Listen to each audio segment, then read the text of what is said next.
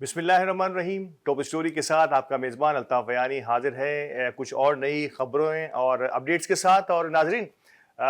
आज की सबसे बड़ी अपडेट यकीनी तौर पर जो कल मैं और आप सुन चुके हैं, और शायद मेरा ख्याल है कि जितनी बाज़गश्त इस खबर की दुनिया भर में, न सिर्फ पाकिस्तान में बल्कि दुनिया भर में सुनी गई है, और दुनिया भर के मीडिया ने, प्रिंट मीडिया ने, इलेक्ट्रॉनिक मीडिया ने जितना इस खबर को नशर किया है, पाकिस्तान की अदालती तारीख का कोई भी फैसला गालिबन कहा जा रहा है कि इतना मकबूल नहीं हुआ, इतनी पजीराई नहीं मिली, गालिबन इतनी इसको जगह नहीं मिली जो पहली मर्तबा दुनिया भर में और अब जो है वो पाकिस्तान भर में इसको जगह मिली है। और पाकिस्तान का तमाम main stream media, social media भरा पड़ा है इस खबर से, इस न्यूज़ से, इस अदालती फैसले से कि कल पाकिस्तान तहरीक इंसाफ को एक न सिर्फ ये कि इनको सियासी पार्टी तस्लीम कर लिया गया, एक सियासी क़ुव्वत तस्लीम कर लिया गया, बल्कि एक ये तो इज्तिमाई फैसला था। और 8 और 5 से एक फैसला और इसी के साथ जुड़ा हुआ फैसला कि वो तमाम नशिस्तें, वो तमाम मखसूस नशिस्तें जिसे हम ख़वातीन की और अक़लियतियों की नशिस्तें कहते हैं, वो मखसूस नशिस्तें अब पाकिस्तान तहरीक इंसाफ को पाकिस्तान तहरीक इंसाफ के नाम से मिलेंगी। सुन्नी इत्तेहाद तहरीक ये एक अलग एंटिटी बनाई गई थी उस वक्ती मामलात को सेटल करने के लिए, लेकिन अब बाकायदा ये तय हो चुका, अदालत का ये फैसला आ चुका कि जो भी एक मखसूस पीरियड्स हैं उसके बाद उसी में ये सारी चीज़ें जो है वो वक़ू पज़ीर होंगी। और कोई 40 से 39 सीटें ऐसी हैं जो नॉमिनेट कर दी गई हैं, और कोई इतनी ही सीटें जो है ना वो ऐसी हैं कि उनको अपने जो है वो एविडेंस देने पड़ेंगे, यानी कि अपनी एक रिक्वेस्ट देनी पड़ेगी इलेक्शन कमीशन को कि जो है वो इन्हें तहरीक इंसाफ का नुमाइंदा समझें, क्योंकि किसी भी आज़ाद, क्योंकि वो अब तक आज़ाद हैं, बावजूद किसी वजूह की बिना पर हो सकता है कि उस वक्त जो भी हालात थे इलेक्शन से पहले के वो दुनिया जानती है कि कोई नामसाइल हालात थे, कोई उस वक्त मौजूद नहीं था, कई उम्मीदवार जो है वो रुपोश थे। तो उन हालात में शायद कोई एक आध बारीकी से कोई हो सकता है कोई डॉक्यूमेंट जो है वो ऐसा हो जो ना पहुंच पाया हो इलेक्शन कमीशन तक, या उन्होंने ना पहुंचाया हो। तो अब उन्हें ये फैसला करना है जीतने के बाद कि आज़ाद उम्मीदवार की हैसियत से वो जीते हैं। ये कोई कमोबेश आधे हैं, और आधे जो हैं वो पीटीआई के नामजद शुदा ही कहलाएंगे, वो कहीं नहीं जा सकते। ये जो कुछ लोग हैं ये जा सकते हैं, इस पर फिर मजीद बात करूंगा, लेकिन पहले मैं फैसले पर थोड़ी सी बात करूँ। और मैं क्या बात करूँ, पूरी दुनिया बात कर रही है, आप और हम। मैं समझता हूं कि शायद अदालती फैसलों से इतनी रग़बत या इतना अटेंट होना, इतना जो है वो अपडेट रहना अब तक कभी नहीं हुआ। मैं खुद ज़ाती हैसियत में एक सहाफ़ी होने के नाते भी, क्योंकि कोर्ट मेरा सब्जेक्ट नहीं रहे, कोर्ट की खबरें, कोर्ट की न्यूज़ ये सब्जेक्ट नहीं है, तो गालिबन मैं भी इसमें थोड़ा सा नाबलद ही रहता था। लेकिन जिस अंदाज से इस पूरे गुज़िश्ता 2 सालों में अदालत का एक जो है वो लेवल सामने आया, अदालत का एक जो मकाम सामने आया है कि कितनी इम्पोर्टेंट है। कहा जाता था, मैं पुराने ज़माने की बातें सुनते थे तो शायद लगता ऐसा था कि पाकिस्तान में ये मुमकिन नहीं है। विंस्टन चर्चिल जिन्होंने, जो कि बरतानिया के, मैं कहूँगा कि शायद अन्नदाता हैं, उन्होंने बरतानिया को जहाँ तक पहुँचाया चर्चिल ने, उनके बारे से एक मक़ूला बड़ा मशहूर है कि जब बरतानिया जल रहा था, इंग्लैंड जल रहा था, तो बड़े बुरे हालात थे, मुआशी तौर पर भी और इंतज़ामी तौर पर भी बड़े बुरे हालात थे। तो उस वक्त उन्होंने अपने कासिद, अपने नायब से पूछा था कि क्या वो परेशान था, इनका सारी काबीना परेशान थी कि क्या होगा इंग्लैंड का, बरतानिया का क्या होगा, जिसने दुनिया पर हुकूमत की है, आज वो जल रहा है। तो उनसे पूछा गया था, उनसे कहा कि क्या होगा हमारा, तो उन्होंने सिर्फ एक बात पूछी थी और ये मक़ूला बन गया, और नो डाउट ये इसमें कोई शक व शुबे की बात नहीं है। उन्होंने ये पूछा था कि क्या हमारी अदालतें भरपूर इंसाफ फराहम कर रही हैं, यानी कि अदालतें वर्किंग कर रही हैं और सही काम कर रही हैं। तो उन्होंने कहा कि जी हाँ, अदालतें जो है वो अपना काम जारी रखे हुए हैं और भरपूर अंदाज में हो रहा है, इंसाफ के तकाजे पूरे हो रहे हैं। तो मिस्टर चर्चिल ने कहा कि फिर बरतानिया को दोबारा उभरने से कोई नहीं रोक सकता। कितनी बड़ी बात है कि इंसाफ के इदारों की, अदल के मैदानों की कितनी बड़ी अहमियत होती है किसी भी रियासत में, किसी भी मुल्क में, کسی بھی عوام کے لیے, کسی بھی قسم کی عوام کے لیے یہ ایک ستون, اسی لیے تو کہا جاتا ہے عدلیہ کو ایک ستون کہنا. یقینی طور پر صحیح معنوں میں سمجھایا ہمیں منسٹر چرچل نے کہ اگر وہ کام کر رہی ہیں, وہ ٹھیک سے کام کرتی رہیں گی تو کسی بھی ملک میں کو ترقی کرنے سے کوئی نہیں روک سکتا. اس کی وجہ بھی یقینی طور پر میں آگے کوشش کروں گا آپ سب کے سامنے لا سکوں, لیکن اس وقت میں تھوڑا سا اس فیصلے پر تھوڑی سی بات کر لوں. جی, یہ تاریخی فیصلہ مخصوص نشستوں کا, اب یہ مخصوص نشستیں جو ہے وہ پاکستان تحریک انصاف کو ملیں گی. کہا یہ جاتا ہے کہ ایکچولی اس فیصلے پر پاکستان کی عدالتی تاریخ لکھی جانی ہے. بڑا اہم ترین نوٹ ہے یہ, میں نے کہیں پڑھا بھی اور کہیں سنا بھی کہ یہ اتنا اہم ترین کیس تھا یہ. اور ایک تو سب سے بڑی بات ہے, ایک بہت بڑا فل کورٹ جو ہے, آلموسٹ فل کورٹ جو ہے, کوئی 13 ججز پر مشتمل یہ کورٹ اسے سن رہا تھا. اور یقینی طور پر اس کی اہمیت اس انداز سے تھی کہ کم و بیش سارے ہی ججز جو ہیں وہ اس میں شامل تھے, ماں سوائے چند ججز کے. کچھ جو نئی انڈکشنز ہوئی ہیں سپریم کورٹ میں, جن کی ترقی ہوئی ہے, وہ ججز اور ایک آدھ جج غالباً مسرت ہلالی صاحبہ جو ہے وہ موجود نہیں تھی اپنی عدالت کے باعث. باقی تمام ہی جج, جید ججز, سینئر موسٹ ججز جو ہے وہ اس جو ہے فل کورٹ کا حصہ تھے. اور جس انداز سے اس کی پروسیڈنگز رفتہ رفتہ آگے بڑھ رہی تھیں, جس انداز سے دنیا کے رپورٹرز, دنیا کا میڈیا اسے اپنے اس میں اپنے میڈیا پر جگہ دے رہا تھا, تو اس کی اہمیت سے تو انکار نہیں کیا جا سکتا کہ یہ واقعی اپنی تاریخ, اپنی نوعیت کا ایک انتہائی اہم ترین جو ہے وہ اہم ترین فیصلہ ہونا تھا. تاریخیں چلتی رہیں, آغاز تو بہت ہی زیادہ جو ہے وہ اسپیڈی ہوا, تیزی سے آگے بڑھا, اور ججز کے موڈ, ججز کا پوائنٹ آف ویو سامنے آتا چلا گیا. اور آپ یقین کریں کہ جسٹس قائد عیسیٰ پر انگلی تو اٹھانا بڑا آسان ہے, لیکن انہوں نے بہت ہی ویل مینٹینڈ انداز میں اس پورے ہیئرنگز کو کوشش کی. نو ڈاؤٹ ہر ایک کی اپنی لائکنگ ڈس لائکنگ ہوتی ہے, ہر ایک کا اپنا ایک نظریہ, مطمع نظر ضرور ہوتا ہے کسی بھی کیس کے بارے میں, کوئی اسے بائسڈ کہے یا نہ کہے. لیکن میں یہ کہوں گا کہ جسٹس قاضی فائز عیسیٰ صاحب نے پوری کوشش کی اور اس فیصلے کو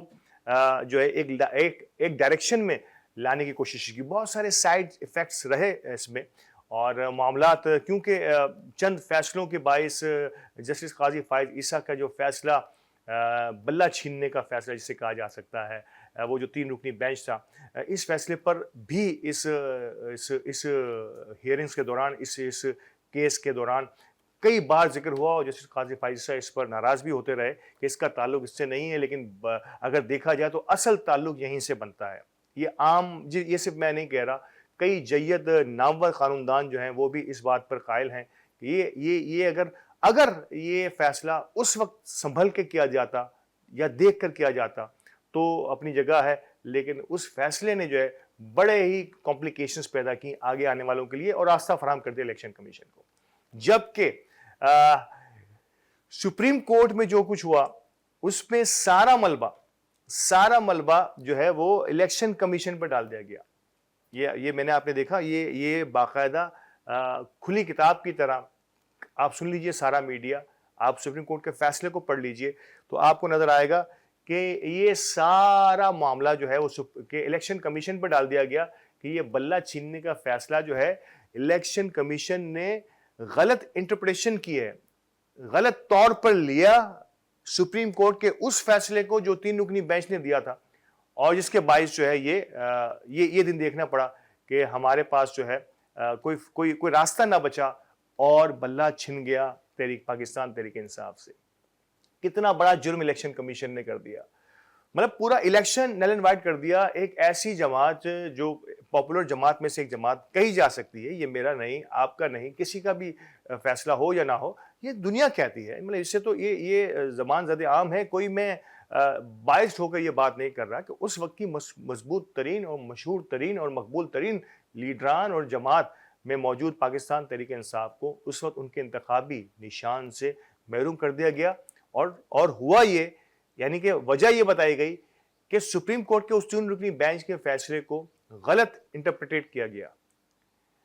غلط انٹرپریٹ کرنا کتنا بڑا جواز تھا.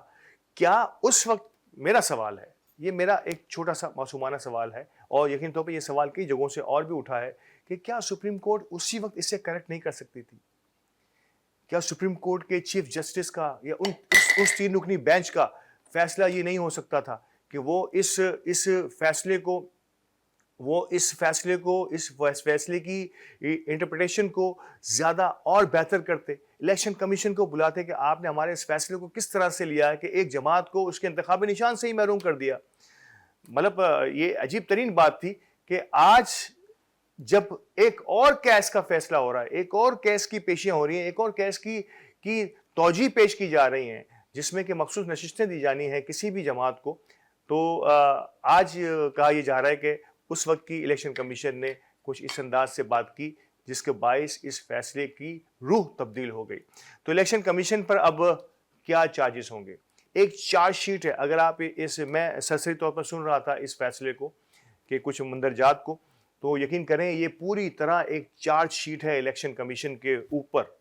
مطلب اتنا بڑا سنگین ترین چارج شیٹ کہا جا سکتا ہے الیکشن کمیشن پر کہ اب کیا الیکشن کمیشن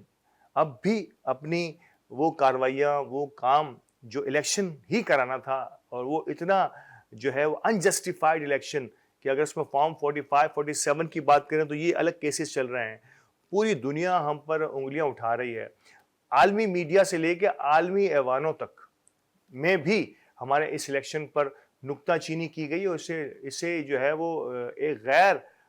ذمہ دارانہ الیکشن کہا گیا الیکشن کمیشن کی جانب سے۔ اور الیکشن کمیشن اتنی ڈٹائی کے ساتھ اب بھی اگر اپنی جگہ پر موجود ہے تو یہ میرا اور آپ کا نہیں، بلکہ ان احباب کا، ان لوگوں کا، برسر اقتدار لوگوں کا سوچنے کا وقت ہے کہ کیا اب بھی ہم پاکستان کو اتنا متزلزل کرتے رہیں گے؟ پاکستان کی جو ایک سوورینٹی ہے، جو پاکستان کی آزادی ہے، دنیا میں پاکستان کا ایک چھوٹا سا جو بھی مقام ہے، کیا آج ہم اس پر پھر ایک کمپرومائز کرنے جا رہے ہیں؟ سوچنا چاہیے، ایک شخص کے ادھر یا ادھر ہونے سے ریاستیں نہیں ہل جاتی، تو صحیح فیصلہ صحیح وقت پر صحیح فیصلہ ملک کو بھی بچا سکتا ہے، اور پاکستان یقین طور پر آج ان حالات سے گزر رہا ہے۔ مجھے لگتا ہے کہ آگے آنے والے دنوں میں ذرا سی مشکلات ضرور ہوں گی، لیکن اگر یہ صورتحال کو اسی انداز سے آگے چلانے کی کوشش کی گئی تو بڑی مشکلات پیدا ہوں گی ہمارے لیے بھی اور ان تمام لوگوں کے لیے جو آگے آ کر اس پہ اپنا رول پلے کرنا چاہتے ہیں۔ ناظرین کرام، اب وہ فیصلہ ہے، اب وہ گھڑی ہے جہاں الیکشن کمیشن کو کچھ فیصلے کرنے ہوں گے۔ الیکشن کمیشن کو آگے بڑھ کر ایک بڑے دل کے ساتھ، ایک کھلے دل کے ساتھ آگے آنا ہوگا۔ سب سے پہلے تو جو ایک سب سے بڑی ڈیمانڈ، سب سے بڑی جو ایک اب جو ہے وہ ریکویسٹ کی جا رہی ہے وہ یہ کہ سکندر سلطان راجہ صاحب جو الیکشن کمیشن کے چیف ہیں، چیف الیکشن کمشنر، ان سے کہا جا رہا ہے کہ وہ استعفیٰ دیں۔ اور نو ڈاؤٹ میں سمجھتا ہوں کہ اگر کوئی بھی دنیا کی کوئی بھی جمہوری ریاستیں ہوتی ہیں وہاں پر اس قسم کے چارجز، یہ کوئی چارجز میں نے یا آپ نے نہیں لگائے، میڈیا نے نہیں لگائے، عالمی عدالتوں کو بھی چھوڑ دیجئے، عالمی ایوانوں کو بھی چھوڑ دیجئے، پاکستان کی سب سے بڑی عدالت نے، سپریم کورٹ نے اس کا فیصلہ کیا ہے۔ اور سپریم کورٹ جو ہے اس کے فیصلے کے مطابق، اس کے بالکل تازہ ترین فیصلے کے مطابق جو ہے وہ اب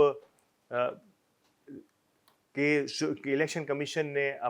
اپنی ذمہ داریاں صحیح طور سے ادا نہیں کی ہیں، اور یعنی کہ ایک چارج شیٹ ہے جس پہ کہ ہو سکتا ہے کہ آگے آنے والے دنوں میں کچھ نئے کیسز الیکشن کمیشن یا چیف الیکشن کمشنر کے سر پر لاد دیے جائیں۔ تو اب یہ سوچنے کا کام ان لوگوں کا ہے کہ جو اس وقت اس نظام کی باغ دوڑ سنبھالے ہوئے ہیں اور وہ دیکھ رہے ہیں کہ کس انداز سے اب پاکستان آگے جائے گا۔ پاکستان کو آگے جانا ہے، پاکستان آگے چلے گا جس انداز سے پاکستان کی بنیاد رکھی گئی تھی سن 1947 میں۔ پاکستان نے ہر صورت میں آگے جانا ہے، لیکن اب کس طرح سے جانا ہے، ہم اگلے ادوار میں کس طرح سے داخل ہونا چاہتے ہیں، یہ ہمارے اوپر ڈیپینڈ کرتا ہے۔ پاکستان کی عوام نے اپنا فیصلہ دیا، پاکستان کی عوام کے اس فیصلے کو تسلیم کیا گیا یا نہیں کیا گیا، اور آگے آنے والے دنوں میں جس انداز سے اس ڈائریکشن کو لے کے چلایا جا سکتا ہے یہ کوئی بہت آسان نہیں ہے۔ ناظرین کرام، مجھے وقفے کے لیے کہا جا رہا ہے، وقفے کے بعد آتا ہوں اس بڑے فیصلے کی کو سیکوینسز جسے کہتے ہیں، اثرات جو ہیں وہ آگے جا کر کیا ہونے والے ہیں، اور کوئی تھوڑی سی بات ہم تاریخ کے جھروکوں سے پاکستان کی تاریخ کو دیکھنے کی کوشش کریں گے کہ کیا یہ حالات وہی ہیں جو آج سے جب پاکستان بنا تھا اس وقت بھی تھے، یا آج کے حالات کچھ مختلف ہیں. تو تھوڑا سا ہمارے ساتھ رہیے گا اور وقفے کے بعد دوبارہ حاضر ہوتے ہیں. تھوڑے سے اس فیصلے کے اثرات اور پھر تھوڑی سی تاریخ کے جھروکوں سے دیکھنے کی کوشش کرتے ہیں. ہمارے ساتھ رہیے گا.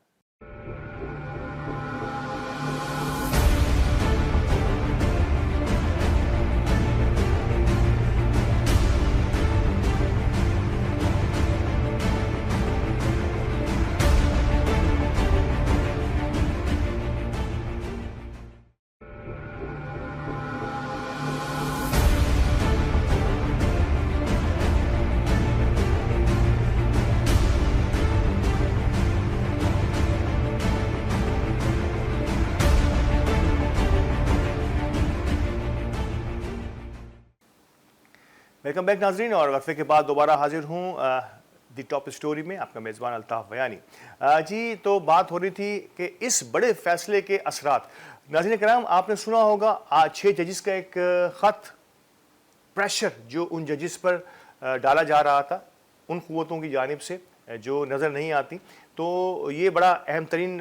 خط تھا اور یہ پہلا موقع تھا. میرا خیال ہے انڈیویجول کیپیسٹی میں تو شاید ججز شکایت کرتے رہے ہوں گے، کانوں کان شاید خبر ملتی رہی ہوگی، لیکن ایک کلیکٹیو اجتماعی طور پر کسی نقطے پر مجتمع ہو کر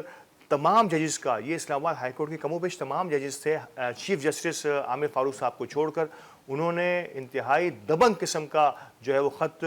سپریم جوڈیشل کونسل کو لکھا تھا. یہ وہ پہلا بارش کا قطرہ تھا جب عدالتیں آزاد ہونے کے لیے اپنی ہتھکڑیاں، اپنی بیڑیاں توڑ رہی تھیں، جسے یہ اس طرح سے انٹرپریٹ کیا جاتا ہے دنیا بھر میں اور پاکستان میں بھی اس 6 ججز کے خط کو. اس کے بعد ناظرین کرام اس پر ہیئرنگ ہوئی. جسٹس قاضی فائز عیسیٰ کے اس وقت کے رد عمل کو تھوڑا سا جو ہے وہ صحیح طرح سے جو ہے وہ لوگوں نے پسند نہیں کیا، جو انہوں نے حکومت کو اس کے اندر شامل کیا. اس کے بعد سپریم جوڈیشل کونسل پھر از خود نوٹس جو ہے یہ اٹ سیلف جو ہے وہ ایک اور وجہ بن گیا جسٹس قاضی فائز عیسیٰ پر انگلی اٹھانے کے لیے لوگوں کے لیے کہ اور پھر اس وقت اس کی مسلسل پے در پہ ہیئرنگز کا نہ ہونا. اور بہرحال لیکن ایک عدلیہ نے اپنی آزادی کے لیے اپنی بیڑیاں اور اپنی سلاخیں توڑنا شروع کر دی تھیں. یہ وہ شاید میں سمجھتا ہوں پاکستان کی عدلیہ کی تاریخ کا میں ایک نئے باپ کا آغاز تھا، جس میں 6 ججز اسلام آباد ہائی کورٹ کے سب سے پہلے سامنے آئے. اس کے بعد آپ کے اور ہمارے سامنے کئی ایسی چیزیں پے در پہ آتی رہیں. سیشن ججز نے بھی بڑی ہمت کا مظاہرہ کیا. عباس، اگر میں نام نہیں بول رہا، جسٹس جج عباس جو ہیں انہوں نے بڑی وہ دکھائی تھی، ہمت کا مظاہرہ کیا تھا اور کچھ فیصلوں میں پے در پہ ان لوگوں کو جو پابند سلاسل تھے ان کی ضمانتیں منظور کی تھیں. اور مطلب کچھ ایسی چیز، پھر ان کا تبادلہ بھی ہو گیا. اس کے بعد کچھ اور لوگوں نے بھی آگے بڑھایا اس کیسز کو. کس قسم کی ناہمواریاں اور ناہمواریاں، بڑے پیچ و خم آتے رہے ان تمام عدلیہ کی اس حالیہ تاریخ کی میں بات کروں تو آغاز تو ہو گیا تھا. اس کے بعد لاہور ہائی کورٹ کیا کمال کام کرتا رہا. لاہور ہائی کورٹ کے ججز اور چیف جسٹس خاص طور پہ انہوں نے جس انداز سے جو ٹریبونلز کی تشکیل تھی جس پر الیکشن کمیشن آئے ہوئے تھے، چیف الیکشن کمشنر، تو اس کو پھر کس انداز سے ٹیکل کیا گیا. لیکن بدقسمتی کے پھر ان کی جو ہے وہ ترقی سپریم کورٹ میں ہو گئی اور وہ پھر ہائی کورٹ سے انہیں باہر آنا پڑا. حالانکہ اس وقت بھی کئی ججز کا کہنا تھا کہ جسٹس شہزاد ملک کو وہیں ہائی کورٹ میں ہی رہنا چاہیے تھا، لیکن بہرحال وہ انہیں سپریم کورٹ میں آنا پڑا. اور سپریم کورٹ میں پھر اب جو ہے جسٹس نیلم صاحبہ جو ہیں وہ اب چیف جسٹس ہیں. ان کا آنا اور لیکن تو بڑا خوشائند ہے. اس میں کوئی شک کی بات نہیں کہ سینیورٹی کے بنیاد پر شاید وہ مقدم نہیں ہیں، لیکن ایک خاتون ہونے کی حیثیت سے پہلی چیف جسٹس ہونا کسی بھی ہائی کورٹ کی، یہ سیلف ایک بڑی آنر کی بات ہے. اور پاکستان کا ایک سافٹ امیج تو کم از کم ضرور دنیا بھر میں جائے گا کہ ہمارے خواتین کی رسپیکٹ. یہ الگ بات ہے مخصوص خواتین کی مخصوص نشستوں پر تو بڑی جو ہے وہ دھاندلی کر لیتے ہیں، لیکن خواتین کو جو ہے وہ چیف جسٹس بنانے میں ہم اپنا ترہ امتیاز سمجھتے ہیں. تو بہرحال جیسے نیلم صاحبہ کا ابھی کوئی کیس، ابھی کوئی ورڈکٹ، ابھی کوئی فیصلہ سامنے نہیں آیا، لیکن مجھے پوری امید ہے کہ جسٹس نیلم صاحبہ جو ہیں وہ بہت ہی دانش مندی کے ساتھ اب اس سسٹم کو آگے بڑھائیں گی. اور کیوں نہیں بڑھائیں گی، میں تھوڑا سا میں نے آغاز میں کہا تھا کہ جس انداز سے سپریم کورٹ کا یہ فیصلہ ان تمام لوگوں پر، उन तमाम लोअर कोर्ट्स पर, हाई कोर्ट्स ने तो पहले ही अपनी जगह बनाना शुरू कर दी थी, इसके बाद अब जिस अंदाज से 8 जजेस ने एक तरफ होकर एक बड़ा फैसला जो किसी सूरत भी उन अहबाब के लिए, उन लोगों के लिए काबिल कबूल नहीं होगा जो कुछ और प्लान बनाए बैठे थे। तो कहते हैं कि एक प्लान अल्लाह बनाता है, एक प्लान दुनिया पर बैठ के हम बना रहे होते हैं, तो वो प्लान अब कहाँ कैसे आगे बढ़ेगा आगे आने वाले दिनों में ये भी साबित हो जाएगा। लेकिन मैं जो बात कहना चाह रहा था बिसाइड इन तमाम फैसलों के, कि अब अदलिया आहिस्ता आहिस्ता आज़ाद होगी, और अदलिया का आज़ाद होना और आज़ाद फैसले देना बहुत ज़रूरी है। जिस तमहीज़ से मैंने आगाज़ किया था मेरे इस प्रोग्राम का कि अदालत आज़ाद होगी, तो आप यकीन कीजिए ये अदालत ही होती है जो आपको इंसाफ देती है, आपके मसाइल का हल तलाश करती है और आपके साथ जुल्म करने वालों को जालिम करार देकर सलाखों के पीछे ले जाती है। तो ये इसे आप कम न समझिएगा। अगर अदालतें आज़ाद होकर अपने फैसले देना, आज़ादी से फैसले देना शुरू हो गई, तो आप देखिएगा पाकिस्तान कहाँ से कहाँ पहुँचेगा। आपकी मुआशी से लेकर आपकी सियासी वो तमाम मसाइल का हल इनके पास मौजूद है। क्योंकि जितनी भी मेरा और आपका मसला क्या है कि हमारी अशराफिया जो है वो हम पर जुल्म करती है, तो अदालतें उसका नोटिस लेती रहें और इनके अल्ले तल्ले बंद होते रहें, इनकी अयाशियाँ और बदकमाशियाँ बंद होती रहें, और उसका रिटर्न जो है वो आपको किसी न किसी सूरत में मिलता रहे, और आपके हक़ में फ़ैसले अदालतों से आते रहें, इंसाफ के मुतकाज़ी फ़ैसले अदालतों से आते रहें। तो फिर क्या चाहिए होता है इंसाफ को, इंसान को क्या चाहिए, पाकिस्तान के अवाम को क्या चाहिए? तो मैं जो बात कर रहा हूँ ये बड़ी अहम है कि अब जो लोअर जुडिशरी है वो आहिस्ता आहिस्ता आज़ाद होना शुरू होगी। और लोअर जुडिशरी में आगाज़ भी हो गया था, जुडिशल लेवल पर भी जजेस ने बड़े अच्छे फ़ैसले दिए हैं। अब आहिस्ता आहिस्ता जजेस और भी लोअर जुडिशरी की तरफ जो है अपने आज़ादाना फ़ैसले दे पाएंगे, ज़मानतें या सज़ाएँ होना शुरू होंगी। क्या इसके असरात होंगे, लेकिन यकीनी तौर पर ये ज़रूर कह रहे हैं कई माहिरीन क़ानून इस नतीजे पर पहुँचे हैं कि ये अदालती तारीख़ का एक बहुत बड़ा फ़ैसला है। उसके बाद तमाम अदालतों पर इसके बड़े मस्बत असरात मुरतब होने हैं आगे आने वाले दिनों में। तो लेट्स सी इस दुआ के साथ कि किस अंदाज से अब ये अदालती फ़ैसला पाकिस्तान की दूसरी अदालतों पर भी असरअंदाज हो पाता है, और हम मुस्बत अदालती फ़ैसलों की तरफ आगे क्या देखते हैं आगे आने वाले दिन बताएंगे। नाज़रीन कराम, एक छोटी सी बात जो मैंने कहा था कि थोड़ी सी तारीख़ के झरोखे से मैं बात करूँ। सन 1940 की मैं एक छोटी सी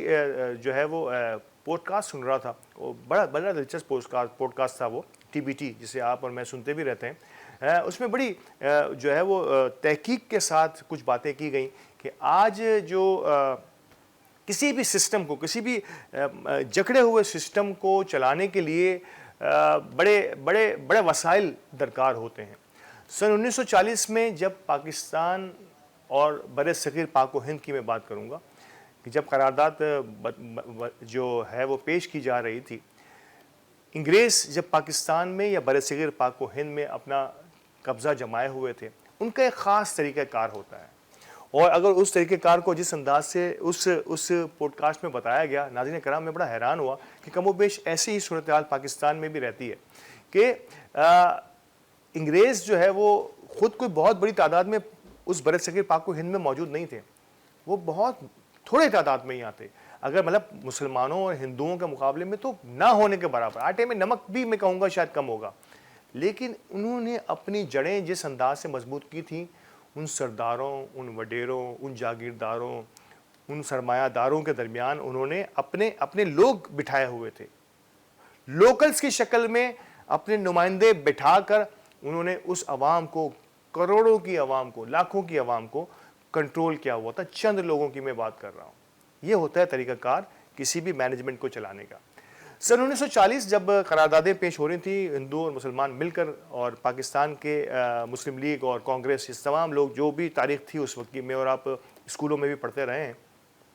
तो बड़ी बारीक बीनी से बात की कि क्योंकि वर्ल्ड वॉर्स के बाद अंग्रेज़ों को बड़े धचके लगे थे, मुआशी धचकों की मैं बात कर रहा हूँ, उस सिस्टम को चलाने के लिए जिसकी मैंने बात की आपसे इससे पहले कि उन लोगों को, उन पॉकेट्स को मजबूत करना होता है। हमारे इंटरनल सहूलतकारों को मजबूत करने के लिए आपको पैसों की, वसाइल की ज़रूरत पड़ती है। और वर्ल्ड वॉर में बेपनाह मुआशी धचकों के बाद अंग्रेज़ जो है वो अब वो अफोर्ड नहीं कर पा रहे थे, अंग्रेज़ वो अफोर्ड नहीं कर पा रहे थे, जिसके बायस उन्होंने अब बिलाखिर, इसकी हालिया मिसाल में अमेरिका की अफ़गानिस्तान से इनखला की बात से जोड़ने की कोशिश करूँगा कि वहाँ भी वसाइल का ही मसला था। تو اب کتنا آگے بڑھیں گے,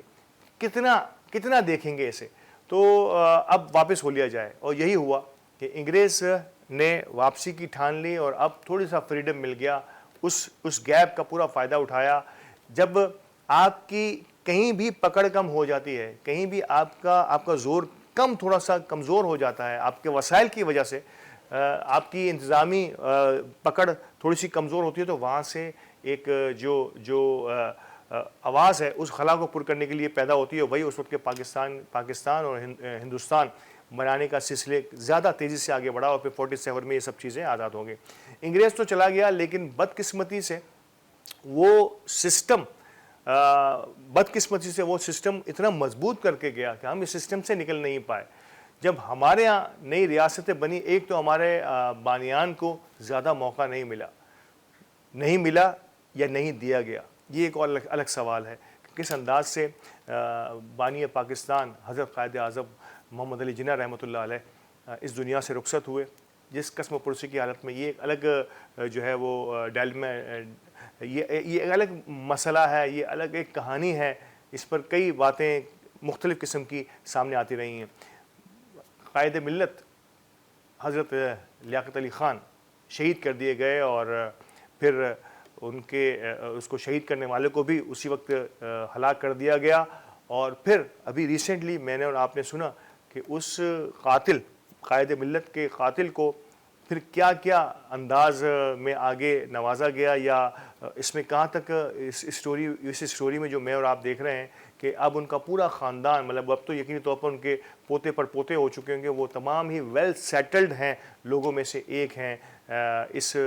پاکستان کے, بلکہ دنیا بھر میں وہ موجود ہیں. یہ پوری ایک اسٹوری کسی نے اس پہ بہت بڑی تحقیق کی تھی, آیا وہ تحقیق صحیح ہے یا غلط ہے, فیک ہے یا, لیکن بہرحال تو یہ وہ آغاز ہے پاکستان کا, جس کے بعد بانیان کے جانے کے بعد پاکستان پھر انہی انگریزوں کے تسلط میں رہا. لیکن وہ انگریز گورے نہیں تھے, وہ انگریز مائنڈڈ لوگ ہمارے اوپر مسلط ہونا شروع ہوئے, اور پھر یہی ہوا کہ پاکستان میں بھی اسی انداز میں وڈیروں, سرتاروں, جاگیرداروں اور سرمایہ داروں کے نرغے میں آج تک ہے. لیکن اب ایک موقع ایسا آیا ہے ایک بار پھر, بالکل اسی انداز میں جب انگریز جو ہے وہ افورڈ نہیں کر پا رہا تھا, لیکن اب وہ سسٹم جس کو جب چاہے امریکہ پیسے دے دیا کرتا تھا, جب چاہے چائنا پیسے دے دیا کرتا تھا, اس سسٹم کو چلانے کے لیے پیسوں کی ضرورت ہوتی ہے, میں نے پہلے بھی کہا تھا. تو اس سسٹم کو چلانے کے لیے جب وسائل جو ہوتے ہیں, اب وہ وسائل ناپید ہونا شروع ہوئے ہیں. آپ حیران ہوں گے کہ وہ امریکہ جو 2-4 ارب 5 ارب ڈالرز جو ہے وہ ایسے ہی پاکستان کو دھان کر دیا کرتا تھا, اب 1 ارب کے لیے بھی ہمیں جوتے گھسوا رہا ہے, بلکہ وہ خود تو دے ہی نہیں پا رہا, وہ عالمی بینکوں کے ذریعے ہمیں دیتا ہے, جس کی شرائط اتنی سخت ہوتی ہیں کہ آپ اور ہم اسے عوام جو ہے, وہ ریاستیں جو ہے وہ عوام کو فیس نہیں کر پاتی. تو اب وہ جو کھلا پیسہ جسے ہم کہتے تھے وہ آتا تھا, وہ نہیں آ رہا. اور یہ ہے وہی انخلا جس کی میں بات کر رہا ہوں, سن 1940 کی. یہ وہ موقع ہے جہاں پر موقع مل رہا ہے ان قوتوں کو جو جڑیں مضبوط کر رہی ہیں, اور ان کو اب یہ موقع مل رہا ہے کہ وہ عوام کے ساتھ کھڑے ہو کر اس عوامی مسئلے کے حل کے لیے آگے بڑھیں اور پاکستان کو ایک بار پھر اسٹیبل کرنے کی کوشش کریں. تو میں نے تھوڑا سا آج کے اس نقطے کو وہاں جوڑنے کی کوشش کی ہے کہ امریکہ کے اندر, امریکہ اٹ سیلف اپنے اندر جو ہے اب وہ کلیشز ہیں. ان کے کانگریس کو دیکھیے, وہ پاکستان کی ان ریاستوں کو جو اگر چاہتی ہیں کہ ہم باقی عوام کو دبا دیں یا ان سیاسی قوتوں کو دبا دیں جو مقبول ترین ہوں, ان کے لیے اب ایڈ حاصل کرنا اتنا آسان نہیں ہوگا اربوں ڈالرز کی. آپ دیکھ رہے ہیں آس پاس کے جتنے ممالک ہیں انہوں نے ہاتھ اٹھا لیا ہے پاکستان سے. پاکستان کے پاس اگر رہ گیا تو وہی ہے کہ اپنے ایسٹس کو, اپنی جو ہے وہ ایسٹس کو بیچ کر کچھ نہ کچھ پیسہ حاصل کر لے. یا آج اگر کہا جائے تو پاکستان تو پورا لگتا ہے ہمارے اور آپ کے بجلی کے بلوں پہ چل رہا ہے. اربوں روپیہ جو ہے روزانہ کی صورت میں جو ہے وہ قرض لیا جا رہا ہے ہماری لوکل بینکوں سے. ریاست بھی جو ہے وہ بھی قرضوں پر چل رہی ہو اور لوکل بینکوں سے اربوں روپیہ, اور یہ مہنگے ترین سود کے ریٹ پر पाकिस्तान पूरा का पूरा सूद पे चल रहा है। नाजरीन, मैं और आप तो शायद इस्लामिक बैंकिंग का दरवाजे खटखटाते हैं अपने आप को सूद से महफूज करने के लिए, लेकिन बदकिस्मती है कि पाकिस्तान इस वक्त कमोबेश स्टेट बैंक के शायद हालिया में